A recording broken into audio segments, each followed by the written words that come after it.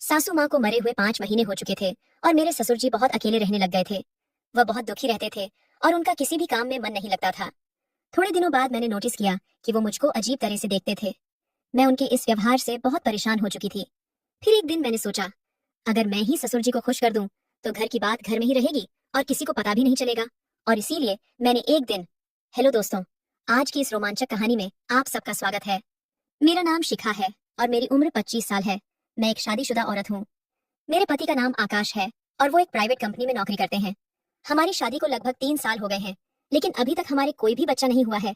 हमारे परिवार में मैं, मेरे पति और मेरे सास ससुर रहते हैं। हम सब अपनी जिंदगी में बहुत खुश थे और सब एक दूसरे के साथ बहुत ही हंसी खुशी से रहते थे। पर अचानक हमारी खुशियों को किसी की बुरी नजर लग गई। दरअसल हुआ ये था कि मेरी सासू माँ का एक एक्सीडेंट में निधन हो गया, जिस वजह से हमारे पूरे घर में शोक की लहर छा गई थी। सासू माँ की मौत के बाद हम सभी अंदर से टूट चुके थे। हमारे ऊपर तो जैसे दुखों का पहाड़ ही टूट पड़ा था। सासू माँ की मौत के बाद मेरे ससुर जी बहुत ज्यादा दुखी रहने लगे थे। मैं जब भी मेरे ससुर जी को देखती थी तो वो अकेले में बैठे बैठे रो रहे होते थे और सासू माँ को याद कर रहे होते थे। मैं और मेरे पति ससुर जी की इस हालत को देखकर बहुत ज्यादा दुखी हो जाते थे। हम यही सोचते थे कि काश सासू माँ जिंदा होती तो ससुर जी की यह हालत नहीं होती। मैंने और आकाश ने उन्हें बहुत समझाया था कि आप ऐसे मत करो, आप घर के बड़े हो, अगर आप ही टूट जाओगे तो फिर हमारा क्या होगा। हमारे समझाने के कुछ वक्त बाद तक तो वह ठीक रहते थे, लेकिन अकेले में फिर वो वैसे ही हो जाते थे। इसी तरह 6 महीने बीत गए थे, लेकिन ससुर जी का अपनी पत्नी को भुला पाना बहुत ही मुश्किल लग रहा था। फिर कुछ समय के लिए हमने ससुर जी को हमारी कोलकाता वाली ननद के पास भेज दिया। डॉक्टर भी हमेशा से यही बताते हैं कि अगर हम घटनास्थल वाली जगह से दूर हो जाते हैं तो घटी हुई घटना कुछ पल के लिए हम भूल जाते हैं।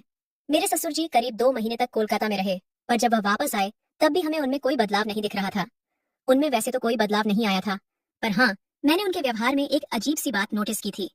मैंने नोटिस किया था कि वह अक्सर मेरे शरीर को घूरते रहते थे या फिर कभी कभी मुझे छूने की भी कोशिश करते थे। मुझे उनकी ये हरकत बहुत ही अजीब लग रही थी, क्योंकि इससे पहले उन्होंने कभी भी मेरे साथ ऐसा नहीं किया था। मेरा दिल कर रहा था कि मैं अपने पति को फोन करके सारी बात बता दूं, लेकिन फिर मैंने सोचा कि अगर मेरे पति ने मेरी बात पर यकीन ही नहीं किया तो फिर मैं क्या करूंगी। मैंने सोचा कि हो सकता है कि ये मेरा वहम हो, लेकिन एक दिन तो हद ही हो गई। एक दिन तो मेरे ससुर जी ने कुछ ऐसा किया कि मेरे पैरों तले जमीन ही निकल गई। मुझे यकीन ही नहीं हो रहा था कि वह ऐसा कुछ भी कर सकते हैं। मैं जब बाथरूम में जा रही थी तो वहां पहले से ही मेरे ससुर जी थे। मैं थोड़ी देर के लिए वहीं खड़ी हो गई। मुझे लगा वह थोड़ी देर में बाहर आ ही जाएंगे, इसलिए मैं यहीं खड़ी हो जाती हूँ। पर यह क्या, अंदर से तो अजीब अजीब सी आवाजें आ रही थीं। मैं सोच रही थी कि ससुर जी इतना टाइम से बाथरूम के अंदर क्या कर रहे हैं। मैंने उन्हें बुलाने की भी कोशिश की, पर शायद उन्होंने सुना ही नहीं। फिर जब मुझे लगा कि वह कभी भी बाहर आ सकते हैं तो मैं अपने कमरे में आ गई। पहले तो मेरे मन में ख्याल आया कि यह सारा मामला अपने पति को बता दूं, लेकिन फिर से मेरे दिमाग में यही आया कि अगर वह मेरी बात पर भरोसा ही नहीं करेंगे तो फिर मैं क्या करूंगी। यही सोचकर मैं रात भर जागती रही और मुझे नींद ही नहीं आई। मैं अंदर से बहुत परेशान थी, क्योंकि इतने दिनों से जो कुछ भी हो रहा था वह बहुत ही अजीब था। मेरे पति ने मुझे प्यार करने के लिए कहा, लेकिन मैंने कहा आज मेरा मूड नहीं है, और इतना कहकर मैं उनकी तरफ पीठ करके सो गई। मेरी सारी रात जागते हुए ही निकल गई और दूसरे दिन मेरे पति को शहर से बाहर किसी काम के लिए जाना था। वह 5 दिनों के लिए एक मीटिंग में जाने वाले थे। मैंने उनका बैग लगाया और उनका टिफिन भी तैयार कर दिया। थोड़ी देर बाद मेरे पति अपने काम के लिए निकल गए। अब घर पर मैं और ससुर जी अकेले ही थे। मैं तो डर से कांप रही थी। मेरा तो एक एक पल सदियों जैसा गुजर रहा था। मैंने पूरे दिन घर का काम किया और सारा काम निपटा के अपने कमरे में आ गई। पिछली रात को मुझे नींद नहीं आने के कारण अब नींद ने अपना घेरा डालना शुरू कर दिया था। नींद के मारे मेरी आंखें अपने आप बंद हो रही थीं। दिन के 4 बज रहे थे। मुझे पता ही नहीं चला कि कब मेरी आंखें बंद हो गईं और मैं गहरी नींद में चली गई।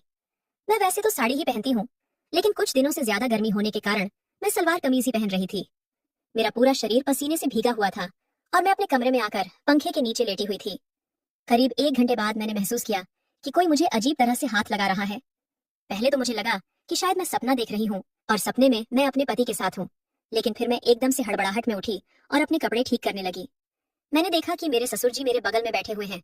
मैं उन्हें देखकर चौंक गई। मैंने उनसे पूछा, क्या हुआ बाबूजी, आपको मुझसे कोई काम था क्या? ससुर जी बोले, बहू मेरा चाय पीने का मन कर रहा है। मैंने तुम्हें बहुत बार आवाजें लगाई, पर शायद तुमने सुना ही नहीं, इसलिए मैं खुद ही तुम्हारे कमरे में आ गया। यहाँ मैंने देखा कि तुम आराम से सोई हुई हो, तो मैंने सोचा कि सोई हुई बहू को क्यों उठाना, मैं खुद ही चाय बना लेता हूँ। पर इतने में तुम जाग गई। इन शब्दों में ससुर जी ने अपनी सफाई दी तो मैं झट से बेड से नीचे उतरी।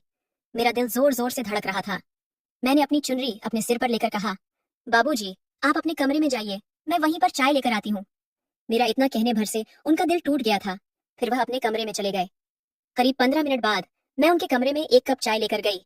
मैं उनके कमरे में गई तो मैंने अंदर जाकर देखा कि ससुर जी अपने कमरे में बैठकर रो रहे थे। मैंने पूछा, क्या हुआ बाबूजी, आप रो क्यों रहे हो, कोई दिक्कत है क्या? अगर आपकी तबीयत खराब हो तो मैं तुरंत डॉक्टर को फोन कर दूं। वो बोले, नहीं बहू, ऐसा कुछ नहीं है, बस आज मुझे तेरी सासू माँ की बहुत याद आ रही है। मुझे आज उसकी बहुत कमी खल रही है। जब से वो चली गई है तब से मुझे समझ ही नहीं आता है कि मैं किससे अपने मन की बात कहूँ। मैं भी एक इंसान हूँ और मेरी भी कुछ ख्वाहिशें हैं। मेरा भी दिल करता है कि मैं अपने दिल की सारी बातें किसी से कहूँ। अब मैं बच्ची तो नहीं थी जो मैं उनके इशारे को ना समझूं। मैं समझ रही थी कि वह किस बारे में बात कर रहे हैं। फिर भी मैं उनके पास गई और मैंने उनसे कहा, बाबूजी आप चिंता मत कीजिए, सब ठीक हो जाएगा, और अगर आपको कोई बात करनी हुआ करे तो आप मुझसे कर लिया करो। मैंने इतना कहा ही था कि वह मुझे गले लगाकर रोने लगे। मुझे बहुत ही अजीब लग रहा था और मेरे मन में तरह तरह के ख्याल आ रहे थे, पर फिर भी मुझे उन पर बहुत दया आ रही थी। और ससुर जी की इतनी उम्र भी हो चुकी थी कि हम उनकी दोबारा शादी भी नहीं कर सकते थे।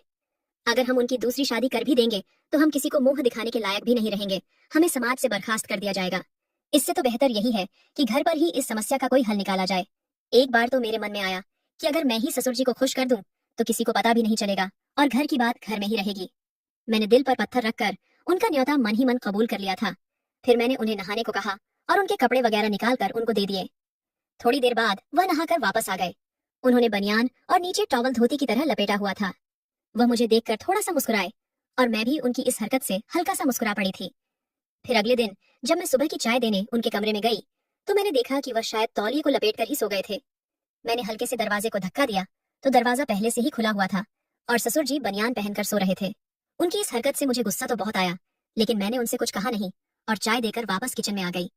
करीब 1 घंटे बाद वह किचन में आए और मुझसे बोले, बहू जरा तेल गुनगुना करके मेरे कमरे में ले आओ और मेरे सिर और बदन की मालिश कर दो। इस बार मुझे उनकी खराब नीयत पहले ही पता चल गई थी, पर मेरे पास कोई सबूत नहीं था। थोड़ी देर बाद मैं एक कटोरी में तेल गर्म करके उनके कमरे में ले गई और उन्हें बोला, बाबूजी यह तेल लीजिए और आप खुद ही लगा लो, मुझे आज बहुत सारा काम करना है और बहुत सारे कपड़े भी धोने हैं। वो बोले, बहू सिर पर तो मैं खुद ही लगा लूंगा, लेकिन पीठ पर मेरा हाथ नहीं पहुंचेगा, इसलिए पीठ की मालिश तुम ही कर दो। इतना बोलकर वह अपने बेड पर पीठ के बल लेट गए। मुझे आज सुबह से ही उन पर बहुत गुस्सा था, लेकिन मैं फिर भी उनकी पीठ की मालिश करने लगी। करीब 10 मिनट बाद उन्होंने साइड बदलते हुए कहा, बहू तुम्हारे हाथों खराब हो ही गए हैं तो थोड़ी पेट की भी मालिश कर दो। मैं ना चाहते हुए भी उनकी हर बात मानती जा रही थी और अपने दोनों हाथों से उनकी मालिश कर रही थी। मैं यही सोच रही थी कि काश आज सासू माँ जिंदा होती तो मुझे ये सब नहीं करना पड़ता। मेरा इन 6 दिनों में आकाश के बिना इतना बुरा हाल हो गया है तो ससुर जी सासू माँ के बिना कैसे रहते होंगे।